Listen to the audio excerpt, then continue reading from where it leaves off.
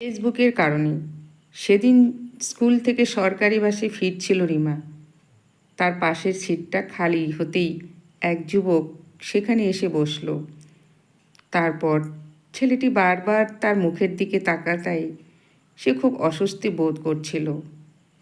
তখন বালিগঞ্জ পৌঁছাতে 4টে স্টপেজ বাকি।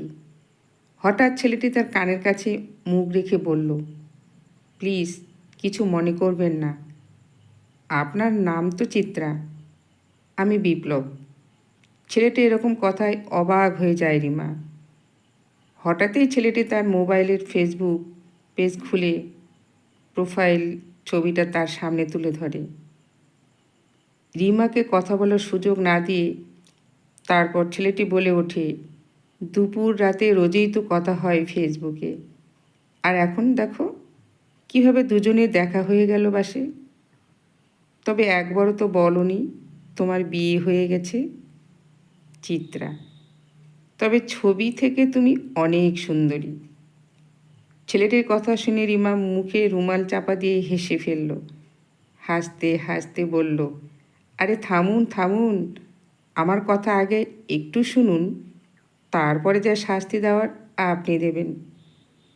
এরপর হুড়হুড় করে আসল ঘটনা বলে দিল রিমা। রিমা বলল, ফেসবুকের পেজটি আসলে আমার শাশুড়ির। আমরা স্বামী স্ত্রী দুজনেই একসাথে অফিসে বেরিয়ে যাই। আমার শাশুড়ি সারাটা দিন একা একাই কাটান। সময় কাটানোর জন্য আমি ফেসবুকটি খুলে দিয়েছিলাম। ছেলেটি ওরফে বিপ্লব আর হাসি থামাতে পারে না। সেও হো হো করে হাসতে লাগলো। ও তাই বলুন, এ যে সিনেমা থিয়েটারের গল্প। এর জন্যেই উনি দেখা করার কথা বললে সব সময় এড়িয়ে যেতেন।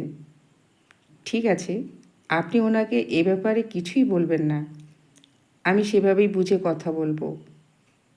নামবেন কোথায় আপনি? বালিগঞ্জ। তারপর অটো ধরে 5 মিনিট। আমিও বালিগঞ্জেই থাকি, একটা প্রাইভেট ফার্মে অ্যাকাউন্টেন্ট। দুজনে একসঙ্গে বালিগঞ্জ স্টপেজে নামার পর বিপ্লবের অন্যতে 1 কাপ চা খেলো রিমা। বিদায় নেবার আগে বিপ্লব রিমাকে বলল, যদি সব সংসারের শাশুড়িরা আপনার মতো বৌমা পেতেন তাহলে সব সংসারে ভাঙ্গন লাগতো না। তারপর বন্ধুত্বের প্রতিশ্রুতি দিয়ে দুজনে দুজনের পথে পা বাড়ালো। কলমে জয়শ্রী রায় মৈত্র।